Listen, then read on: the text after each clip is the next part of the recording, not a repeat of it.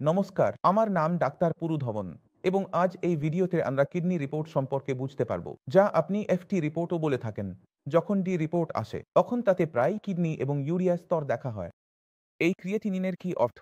এটি শরীরে কোথায় তৈরি হয়, কেন তৈরি হয় এবং এটি আমাদের শরীরে কিভাবে পরিচালিত হবে, আমরা এসব নিয়ে আলোচনা করতে যাচ্ছি এই ভিডিওর মধ্যে। শুরু করি প্রথমে ক্রিয়েটিনিন নিয়ে কথা বলি, যা নিয়ে সবাই ভয় পায়। যদি তা বাড়ে তবে টেনশন হয়ে যায়, যদি সে বাড়ি যায় তবে মনে হয় আমরা ভালো কাজ করেছি। কিন্তু এটি আমাদের শরীরে জমা হচ্ছে কেন? আমরা যদি তাকে বোঝার চেষ্টা করি, তাহলে ক্রিয়েটিনিন সবার শরীরে তৈরি হয়। আপনার শরীরেও তৈরি হয় এবং আমার শরীরেও তৈরি হয়।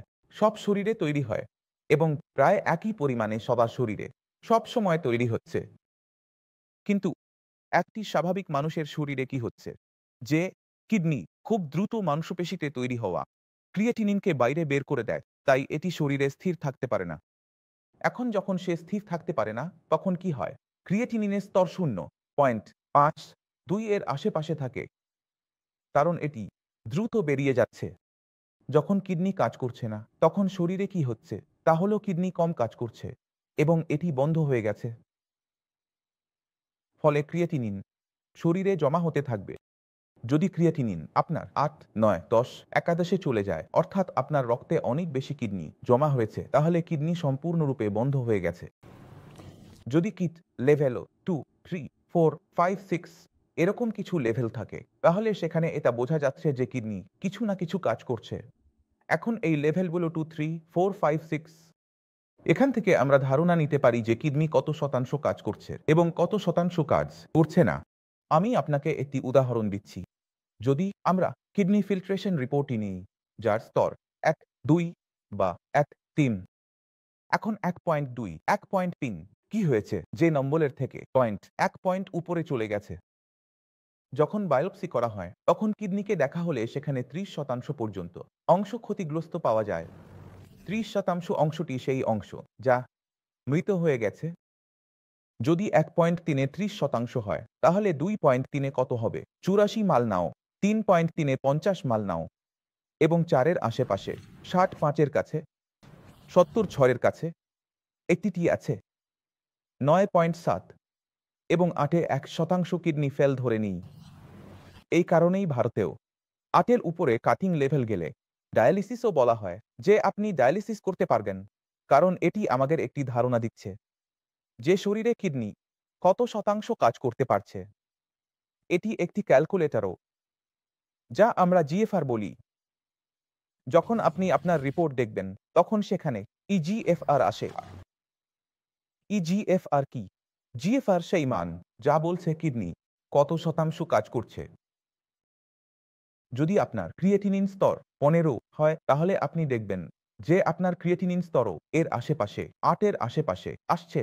যদি আপনার ক্রিয়েটিনিন স্তর 2 এর আশেপাশে থাকে, তাহলে আপনার জিএফআর প্রায় 40-50 এর আশেপাশে আসবে, যা দেখায় যে কিডনি অনেক বেশি খারাপ হয়ে গেছে।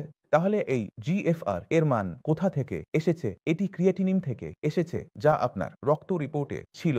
আপনার বয়স এবং লিঙ্গ যোগ করে একটি হিসাব করা হয়েছে, যা আপনার স্ক্রিনে আসছে। এখন আমরা বুঝতে পেরেছি যে ক্রিয়েটিনিন আমাদের রক্তে কেন জমা হচ্ছে, কিন্তু এটি তৈরি হওয়া জানাও খুব জরুরি। তাই ক্রিয়েটিন হলো আমাদের পেশিতে তৈরি হওয়া একটি বর্জ্য পণ্য।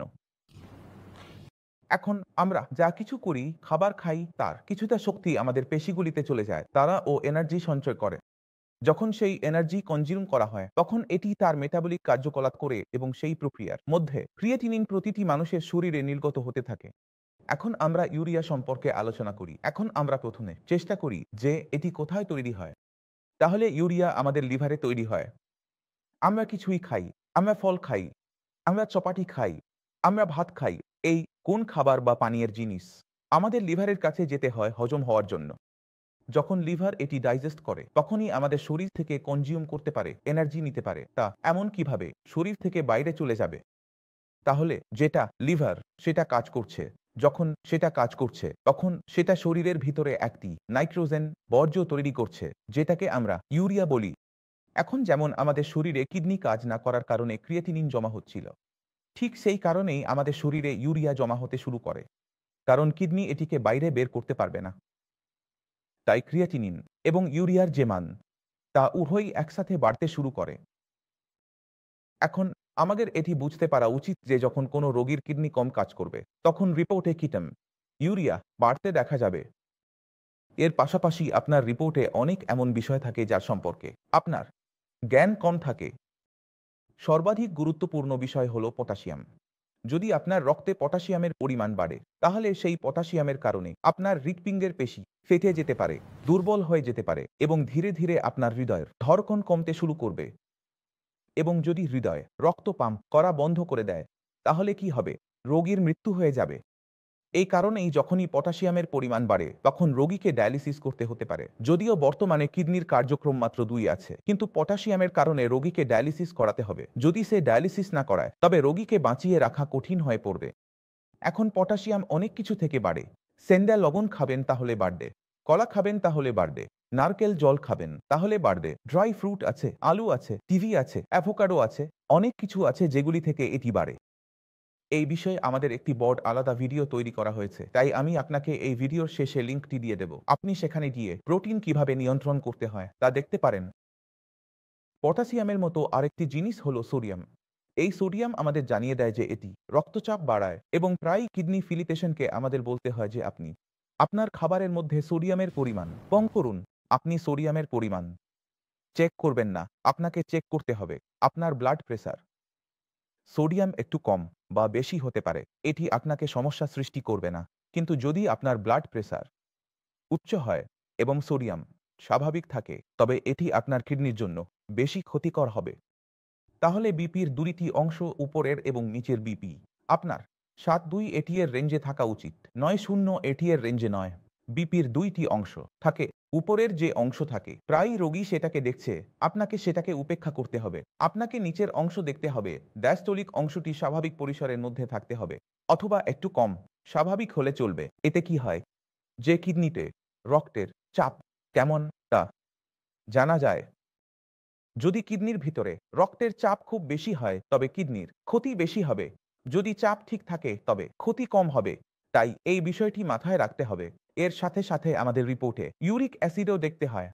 জুরিক এমন একটি জিনিস যা যদি আমাদের রক্তে বেশি থাকে তবে এটি আমাদের ছোট জয়েন্টে ব্যথা শুরু করতে পারে। যখন আমার আঙুলে ব্যথা শুরু হয় তখন আমরা সেটিকে ওষুধের মাধ্যমে নিয়ন্ত্রণ করি। এখন আমরা কি দেখি যে কিডনি রোগীর রিপোর্টে ইউরিক অ্যাসিডের পরিমাণ বেশি থাকে এবং এটি খুব সহজেই পরিচালিত হয়। তাহলে আপনাকে এর জন্য কিছুই করতে হবে না, চিন্তার কিছু নেই। এটি ইউরিক অ্যাসিড বাড়ছে কারণ বর্তমানে কিডনি কম কাজ করছে। ঠিক আছে, এর সাথে সাথে আমাদের ফার্স্ট ফোর্স দেখতে হয়। যদি আপনার ব্লেডের ভিতরে ফার্স্ট ফোর্সের পরিমাণ বাড়ছে তবে তা আপনার হার্টকে দুর্বল করতে পারে। কারণ ফার্স্ট ফোর্স যা করে তা হাড়ে থাকা ক্যালসিয়ামকে প্রতিস্থাপন করে দেবে। ক্যালসিয়াম কঠিন হয় এবং ফার্স্ট ফোর্স নরম হয়। তাই আপনার হাড় যদি নরম হয়ে যায়, দুর্বল হয়ে যায় তবে ব্যথা অনেক বেশি হয় এবং এটি খুব সহজেই 2-4টি ওষুধের মাধ্যমে নিয়ন্ত্রণে চলে আসে। এর জন্য আপনাকে খুব বেশি ডায়েট নিয়ন্ত্রণ করতে বা অন্য কোনো ধরনের কিছু করতে পরামর্শ দেওয়া হয় না। তাহলে যেটা আপনাকে পরামর্শ দেওয়া হবে আপনি শুধু সেটাই অনুসরণ করবেন। তাহলে আপনার রিপোর্টের মধ্যে ক্রিয়েটিনিন, ইউরিয়া, ফসফরাস, ইউরিয়াসেট, পটাশিয়াম এবং সোডিয়াম এই 5টি গুরুত্বপূর্ণ বিষয় রয়েছে যেগুলো লক্ষ্য রাখতে হবে। যদি আপনার রিপোর্টে এগুলি কম বেশি হচ্ছে, বিশেষ করে বেশি হলে, তাহলে আপনি সম্পূর্ণরূপে স্বচিকিৎসা থেকে বিরত থাকুন এবং রিপোর্ট নিয়ে আসুন। কোনো ডাক্তার কাছে যাও, আমার কাছে আসো। আপনাকে শুধু খেয়াল রাখতে হবে যে এগুলো স্বচিকিৎসার মাধ্যমে সেরে ওঠার বিষয় নয়। যদি আপনি নিজের চিকিৎসা করেন তবে আপনি সমস্যায় পড়বেন। তাই এটি কিডনি ফেলি পেশেন্ট রিপোর্টের বিষয়ে কথা বলা হয়েছে, কিন্তু যাওয়ার আগে আমি চাই কিছু কিডনি ফেলি পেশেন্ট নিয়ে অবশ্যই কথা বলুন, কারণ এর মাধ্যমে অনেক বেশি উৎসাহ পাওয়া যায়। এই পৃথিবীতে আমি একা নই যেমন কিডনি খারাপ হচ্ছে, অনেক মানুষ আছে। দ্বিতীয়ত, এটি জানা যায় যে কিডনি কিভাবে ঠিক হতে পারে।